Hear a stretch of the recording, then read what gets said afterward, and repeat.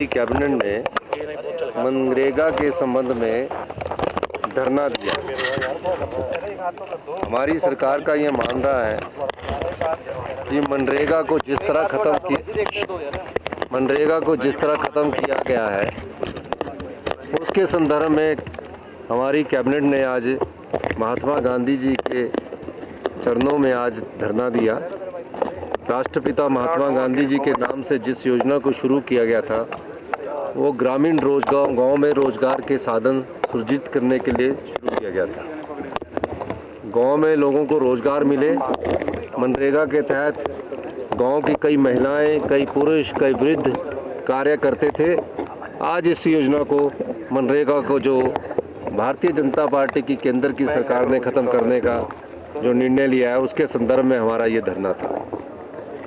पहले मनरेगा जो थी वो पंचायत के प्रधान, ग्राम सभा और लोगों की मांग को देखकर वो योजनाएं बनाते थे, डिमांड ड्रिवन थी।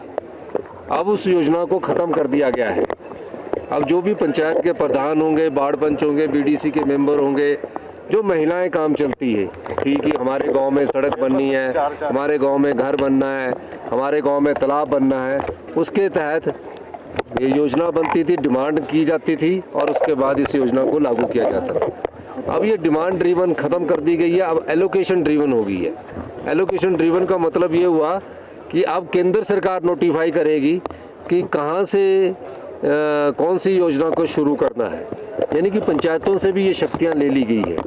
इसलिए हमने कैबिनेट ने फैसला किया हम इसके विरुद्ध में धरना देंगे और आने वाले समय में सभी ब्लॉक स्तर पर हमारे जो प्रदेशाध्यक्ष है वो ब्लॉक स्तर पर भी इस प्रकार का धरने का आयोजन किया जाएगा। पहले चरण पे इस प्रकार का आयोजन करने का हमारी दिशा है, जिसको कि कल भी CWC पे डिस्कशन में किया गया कि अगले वर्ष से इसको योजना को में धरने प्रदर्शन के माध्यम से जनता को जागरूक किया जाएगा। तीसरी बात है कि ये हिमाचल प्रदेश सरकार को और बड़ा धक्का इसलिए लगा कि पहले 100% केंद्र सरकार देती थी और जो वेजेस थी, जो दिहाड़ी मिलती थी हमारे मनरेगा के तहत, उसमें 100% केंद्र सरकार देती थी और जो हम 80 रुपये 2 साल में हमने दिए थे वो हम देते थे। अब उन्होंने इसमें भी चेंजिंग कर दी है। उन्होंने अब जो वेजेस मिलेंगे उसमें 90% तो केंद्र सरकार देगी और कहा कि 10% आप दोगे, वो भी इन्होंने बदलाव किया है। और तीसरा, जो मनरेगा के तहत जो पंचायत के कर्मचारी लगे हुए थे, जिला परिषदों में कर्मचारी लगे हुए थे, जिनके द्वारा हम पंचायतों के द्वारा हमने मनरेगा सहायक रखे हुए थे, तकनीकी सहायक रखे हुए थे, उन सबको भी पैसे देने का इन्होंने सारा कुछ ख़त्म कर दिया है। और बताएंगे भी ये कि आपने किस पर पैसा लगाना है। अब गांव की सड़क के लिए पैसा देना बंद हो जाएगा, गांव के तालाब के लिए पैसा देना बंद हो जाएगा। इस प्रकार की योजना का स्वरूप इन्होंने बनाया है। अब कोई पंचायत है, उस पंचायत को नोटिफाई करेगी, हम लिख के देंगे, फिर क्या वहाँ से केंद्र सरकार नोटिफाई करेगी। अभी सभी पंचायत, जितनी भी 3500 पंचायत है, उसमें मनरेगा को शुरू किया गया था और 20 साल से चली हुई थी। ये डॉक्टर मनमोहन सिंह जी की सोच थी, श्रीमती सोनिया गांधी जी की विचार था कि हम गांव के लोगों को रोजगार दें। उस योजना को पूरी तरह ख़त्म करने का कार्य इस नए एक्ट ने किया है। हमारा मानना ये है कि ये डिमांड ड्रिवन रहनी चाहिए। जो पंचायत लिख कर देती है, पंचायत के लोग लिख कर देते हैं, उसके आधार पर किया जाना चाहिए था। और जो वेजेस पहले से पूरे आती थी वो मिलनी चाहिए। और नोटिफाई करना कोई ज़रूरत ही नहीं है। अब तो नोटिफाई करेंगी भारत सरकार, 1500 पंचायतों में करती है, 1000 पंचायतों में करती है।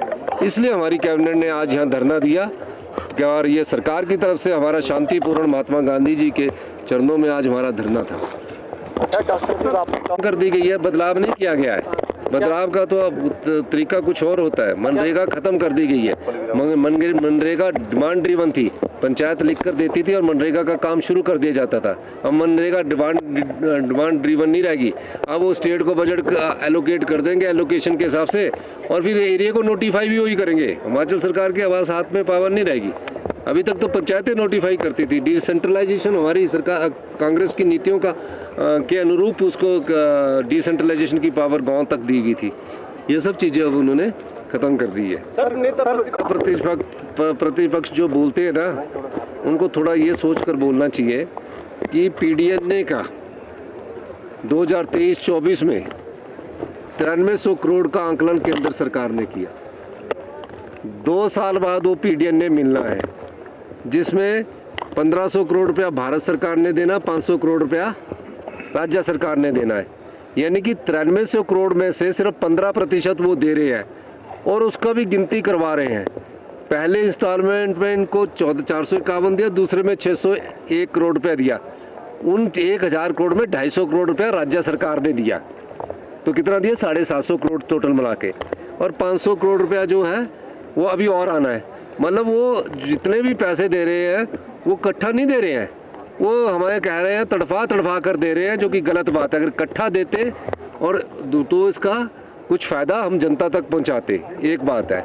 बाकी नेता प्रतिपक्ष को रोज़ बोलना है, उनकी हर बात का जवाब देना कोई उचित नहीं होता। लेकिन मैं उनसे कहूँगा, विधानसभा में बोल चुके हैं, यहाँ फिर बोल रहे हैं कि आप मोदी जी के पास जाइए, पैसा रुकवाने के लिए मत जाइए, जो 1500 करोड़ रुपया घोषणा किया उसके लिए जाइए। आप मिलते हैं और बोलते हैं कि ये इसमें भी कट करो, इसमें भी कट करो। PMGSY 4 के जो पैसे स्वीकृत है वो अभी तक नहीं मिले, उसको भी रुकवा रहे हैं। तो बोलना, आप सरकार के साथ तो अन्याय कर ही रहे हैं, पर हिमाचल की जनता के साथ जो अन्याय कर रहे हैं, ये नेता प्रतिपक्ष की जो पार्टी है ना, वो किसी और दिशा में चल रही है, 5 गुटों में बटी हुई है। आप 5 गुट में बार बार बोलता हूँ तो इसलिए बोलता हूँ, एक तरफ एक विधायक डॉक्टर जी के साथ थे और दूसरे विधायक पेशेंट जी के साथ थे।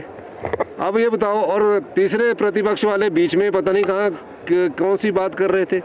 मेरा ये मानना है कि इन लोगों की कोई नीतिगत और सिद्धांत हिमाचल बीजेपी में रहा नहीं है। हिमाचल बीजेपी में 5 गुटों के अपना सिद्धांत बन गया है, कोई सिद्धांतिक पार्टी जो कहते तो वो रही नहीं है।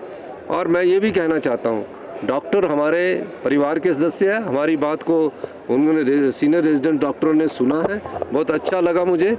और उन्होंने जो बात कही है, मैं उसकी पूरी उनकी जो भावना है उसका हमारी सरकार पूरा ख्याल रखेगी। डॉक्टरों के साथ बातचीत कब होगी? क्योंकि आपने सब संदेश दिया था। डॉक्टरों के साथ पहले मैं बातचीत करूँगा, और मैंने बिल्कुल कहा था कि आप नौकरी ज्वाइन करिए। मुझे खुशी है कि उन सब ने आज सीनियर रेजिडेंस डॉक्टरों ने नौकरी ज्वाइन की है। और जो भी ये स्कफल हुआ है, इनकी IGMC की टीम ने जो हमें रिपोर्ट दी थी उसके आधार पर किया था।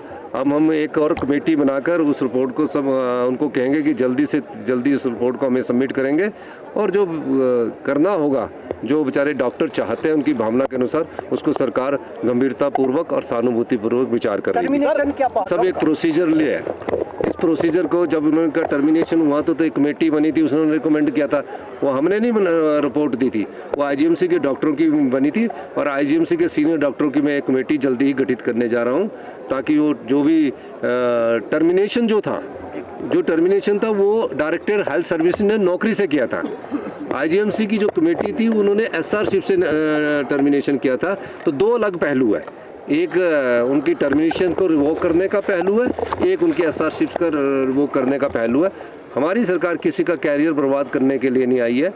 जो सज़ा जिसकी होती है ना, एक समय होता है।